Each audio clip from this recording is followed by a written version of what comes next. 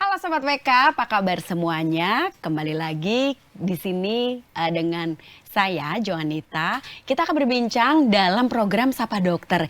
Kita udah lama banget ya nggak ngobrol-ngobrol tentang kesehatan. Nah, kali ini saya kedatangan tamu spesial saya dari Rumah Sakit Karolo Sumarekon Serpong. Kita kedatangan tamu seorang dokter, namanya Dokter Erik Swante Subagio, MPH SPOT. Mau ngobrolin apa? Tentunya mau ngobrolin seputar tentang kondisi teman-teman semua di kantor.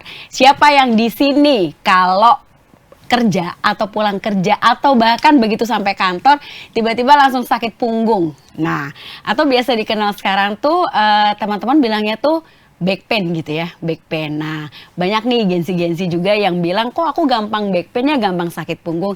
Kita tanya langsung ke ahlinya ya. Saya menyapa dulu, selamat pagi Dokter Eri. Selamat pagi juga. Apa kabar dok? Baik. Sehat-sehat. Baik dokter, seperti tadi di awal saya sudah bilang, banyak banget nih dok teman-teman saya yang tiba-tiba baru aja datang kantor bilangnya, gue gak bisa tidur nih semalam gara-gara sakit punggung, back pain. Apa ya, semudah itu kah back pain gitu loh. Kalau menurut dokter gimana sih kok tiba-tiba seseorang itu bisa mengalami sakit pada bagian punggung belakangnya. Itu gimana dok? Silakan dokter Erik. Zaman sekarang banyak banget orang dengan keluhan back pain, orang karena aktivitas sehari-harinya kemudian mengeluhkan hal-hal seperti itu banyak banget. Apalagi zaman sekarang tuntutan zaman makin tinggi, tuntutan pekerjaan makin banyak. Orang menghabiskan sebagian waktunya bekerja. Terutama untuk yang pekerja kantoran, mereka menghabiskan berjam-jam di depan kantor. Apalagi kita kan belum lama ini baru lepas dari WFH, work from home. Terkadang WFH itu mereka berjam-jam di depan komputer, berjam-jam bekerja dalam posisi yang nggak bagus, dalam posisi yang nggak ergonomis istilahnya. Duduknya gitu ya dok, sepanjang hari gitu betul, ya dok. Apalagi dulu waktu WFH kadang orang malah sambil tiduran, sambil kerja di depan laptop, kadang sambil duduk bersila membungkuk, berjam-jam di depan laptop, di lantai. Nah itu posisi-posisi yang nggak bagus seperti itu, dipertahankan dalam waktu berjam-jam akan membuat tubuh kita mengalami strain atau otot itu mengalami ketegangan berjam-jam. Akhirnya yang paling terasa pada bagian tubuh kita biasanya punggung. Jadi nanti setelah mempertahankan posisi berjam-jam, posisi yang nggak ergonomis, posisi yang nggak oke, badan kita komplain nih. Baik. Akhirnya menjadi low back pain yang orang bilang nyeri punggung bagian bawah. Seperti itu kurang lebih.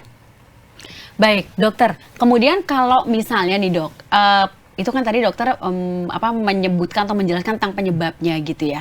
Tapi apakah berdasarkan dengan usia juga? Jadi kalau misalnya usia tertentu, lu udah pasti nanti akan back pain gitu nggak sih dok?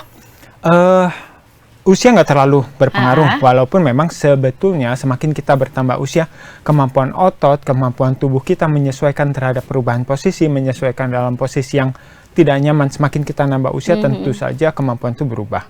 Secara umum memang, kalau kita makin tambah umur, kemampuan badan kita mempertahankan posisi yang nggak nyaman, berjam-jam kita harus duduk dalam posisi yang nggak benar, otomatis semakin membuat badan kita bermasalah. Tapi ketika kita menjaga tubuh kita dengan baik, ketika kita berolahraga, bisa jadi orang yang lebih berumur fisiknya lebih oke nih daripada orang yang lebih muda. Tergantung dari bagaimana kita mempertahankan kondisi badan kita, fit atau enggaknya badan kita. Baik dokter, Sobat WK, Dokter Erik ini adalah dokter ortopedi ya dok ya? Betul. Dokter ortopedi di Rumah Sakit Sin Karolo Sumarekon Serpong. Nah kemudian gini dok, ada lagi pertanyaan nih dok. Beberapa teman-teman saya yang mengalami back pain, ini kan lagi banyak banget ya, pijet gitu. Apalagi namanya pijet keretek tuh kayaknya enak banget ya, bunyi-bunyi gitu kan. Gitu kan ya. Itu menurut dokter gimana? Apakah boleh ketika kita sakit punggung atau mengalami back pain itu dipijet keretek langsung atau mesti gimana? Awalnya tuh mesti apa sih yang harus kita lakukan kalau kita mulai merasakan gejala seperti itu? Kalau teman-teman ada yang mengalami sakit punggung ketika mungkin habis olahraga, habis beraktivitas, habis duduk bekerja lama atau sejenisnya, mungkin kadang kita bingung ya. Ini kira-kira perlu ke dokter nggak? Atau cuma cukup pijat? Atau bahkan cuma cukup perlu istirahat aja? Coba dilihat dalam beberapa hari. Biasanya dalam waktu 2-3 hari, kalau itu ada perbaikan, kalau merasa lebih enak, mungkin nggak perlu pemeriksaan, mungkin nggak perlu ke dokter, bahkan tidak perlu pijat apa-apa. Tapi kalau misalnya dalam beberapa hari tidak ada perbaikan, disitulah waktunya kita mulai cari tahu kenapa nih. Apa ada masalah serius atau ya mungkin sesuatu yang sebetulnya ringan tapi kita tetap paksa kerja, tetap paksa beraktivitas sehingga sakitnya nggak menghilang. Mengenai pijat kretek sendiri, mungkin dalam beberapa istilah ada yang bilang pijat kretek, ada yang bilang chiropraktik, chiropraktis, dan sejenisnya. Kita dari dunia kedokteran sebetulnya tidak menganjurkan, tidak merekomendasikan. Yang direkomendasikan dianjurkan adalah pijat otot atau masas, pijat otot, masas biasa. Ya, seperti mungkin istilahnya pijat refleksi, karena itu akan membantu melancarkan peredaran darah. Dengan kita memberi stimulasi rangsangan ringan pada otot, dipijat, itu akan membantu melancarkan peredaran darah. Tapi pijat kretek di mana tulang diposisikan dalam posisi tertentu, dikasih tekanan yang cukup besar, bahkan sampai berbunyi krek-krek, itu sangat beresiko. Beresiko terhadap tulangnya sendiri, bisa menyebabkan patah tulang, beresiko terhadap persendiannya, bisa menyebabkan sendinya bergeser atau subluksasi atau dislokasi, bisa menyebabkan jaringan ikat di sekitar sendi juga mengalami kerusakan. Jadi sebetulnya pijat kretek atau chiropraktik atau sejenisnya itu tidak direkomendasikan. Yang direkomendasikan adalah pijat otot atau masas atau refleksi. Seperti itu. Itu lebih aman ya dok ya? Betul. Betul. Baik. Sebenarnya gini dok, kalau gejala umumnya untuk orang yang mungkin datang ke dokter didiagnosa menderita low back pain gitu, itu apa sih dok? Karena kan kita suka ini pegel biasa, apa emang benar-benar karena back pain ya gitu? Kan kita nggak bisa ngebedain tuh dok kalau orang awam ya. Kalau menurut dokter gimana gejala yang bisa dipisahkan itu gimana? Silakan dok. Low back pain itu sendiri sebetulnya adalah istilah luas, artinya semua nyeri pada punggung bagian bawah ya kita bilang low back pain. Tinggal penyebabnya apa? Apakah itu penyebabnya murni karena otot, mengalami strain, peregangan, atau mungkin masalahnya pada tulangnya mengalami masalah, misalnya pada orang usia tua, usia lanjut, tulangnya keropos kemudian mengalami pemendekan ruas, biasa karena tulangnya mulai hancur, itu juga akan mengalami low back pain. Atau misalnya karena habis angkat barang, terus kemudian ada bagian yang saraf yang terjepit atau sejenisnya, itu juga akan mengalami low back pain, nyeri punggung bagian bawah. Jadi sebetulnya low back pain adalah istilah yang sangat umum menggambarkan nyeri punggung bagian bawah. Tinggal kalau teman-teman mau memastikan ini kayaknya bahaya atau enggak, ini kira-kira ringan atau enggak, dilihat saja. Seperti tadi disampaikan, kalau dalam hitungan beberapa hari nyerinya berkurang atau membaik, ya kemungkinan besar hanya otot. Biasanya nyeri yang tidak berbahaya itu nyeri karena ya mungkin kita habis mempertahankan suatu posisi dalam jangka waktu lama, seperti duduk tadi, contohnya duduk ya. Kalau kita kerja berjam-jam lagi ngejar deadline, akhir tahun kita ngejar deadline, akhir bulan banyak pekerjaan, kita harus ngerjakan banyak laporan, duduk berjam-jam di depan laptop, di depan komputer, kemudian besoknya aduh kok sakit ya punggungnya waktu bangun tidur, most likely itu cuma karena otot. Tapi kalau misalnya kita habis ngangkat berat, terus tahu-tahu nyerinya mendadak tiba-tiba muncul, itu harus waspada. Bisa jadi apakah itu sarafnya ada yang terjepit atau bantalan di antara tulangnya ada yang bermasalah, bisa jadi. Atau mungkin habis jatuh. Kita habis jatuh dari ketinggian, terus kemudian atau punggungnya menabrak sesuatu, atau kecelakaan kendaraan bermotor, punggungnya tertabrak sesuatu, kemudian punggung bagian bawah kita sakit, itu juga termasuk red flag yang harus kita waspadai. Jangan-jangan ada sesuatu, perlu pemeriksaan lebih lanjut. Seperti itu kurang lebih. Jadi jangan mendiagnosa sendirilah gitu ya dok. Betul. Ya? Lihat dalam beberapa hari, kalau memang nggak ada perbaikan, sebaiknya dicari tahu dengan pasti. Baik, dokter gini, tadi kan dokter menceritakan bahwa kalau back pain itu atau low back pain itu adalah gejalanya, penyebabnya itu bisa karena postur tubuh ya. Karena mungkin postur tubuh yang berjam-jam itu aja dan mungkin tidak pakai pemanasan, seperti itu ya dok. Betul. Ya. Sebenarnya ada nggak sih gejala penyebab lain selain itu? Yang bisa mengakibatkan terjadinya back pain. Ya, penyebab lain seperti yang tadi saya sampaikan, bisa kita melakukan suatu aktivitas yang berbahaya, jadi bukan hanya statis. Kalau kita duduk berjam-jam itu kan statis, maka otot kita akan mempertahankan posisi itu. Bisa juga karena hal dinamis, jadi kita mengangkat barang, kita olahraga terus kemudian terbentur sesuatu, atau bahkan misalnya kita jatuh dalam posisi yang salah, punggung terputar dan sebagainya.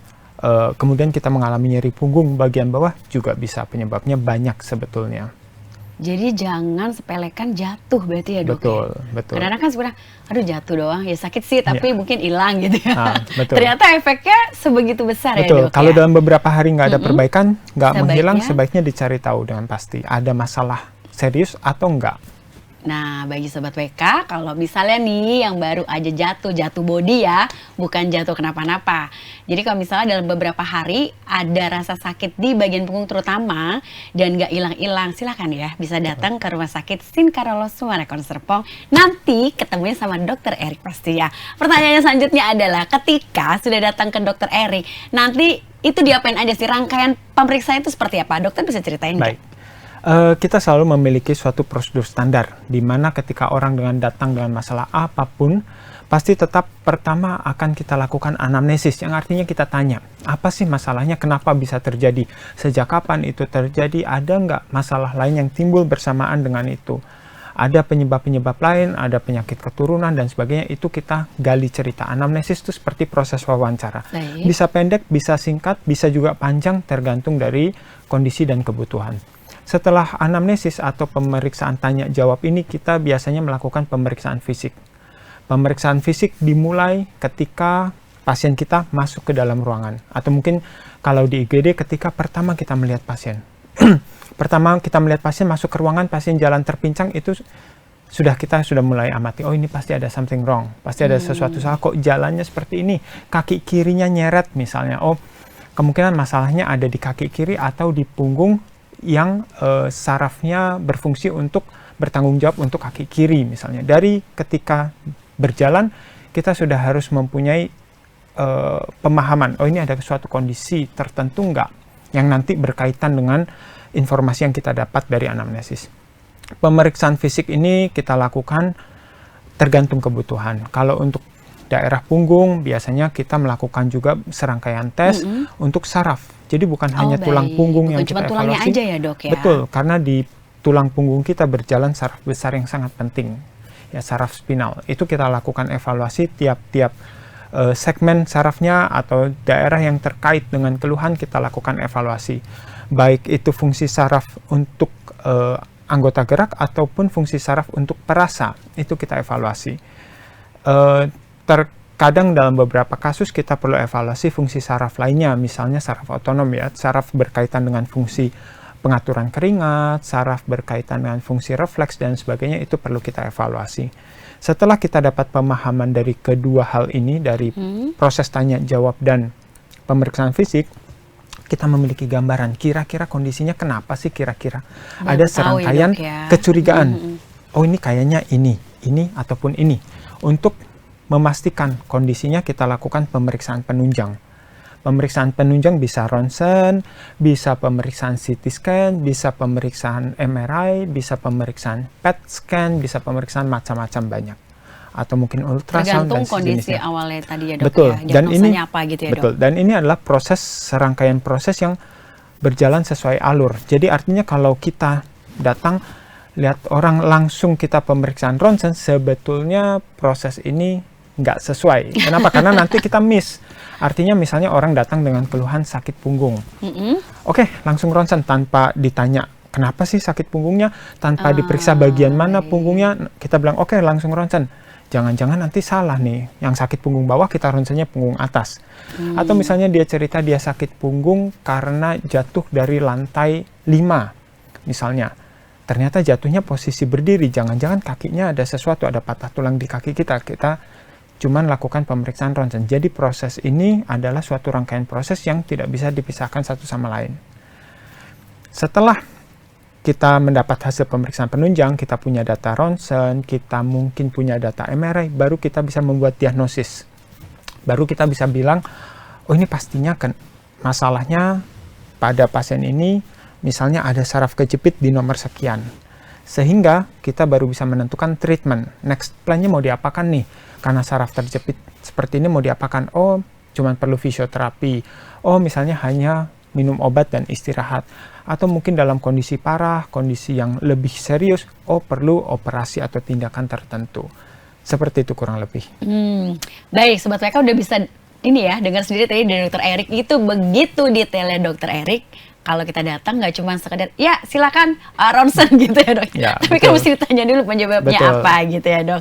Baik, jadi jangan ragu lagi kalau misalnya Anda mengalami hal-hal yang kurang mengenakan di bagian punggung, karena punggung tuh kan gimana ya dok, bisa jadi tulang punggung Fondasi keluarga kita. juga, jadi Betul. fondasi. Gitu. Jadi bisa datang ke Dokter Erik di Rumah Sakit Sinkarolo Sumarekon Serpong. Jangan lupa ya di Serpong ya dok ya. Betul.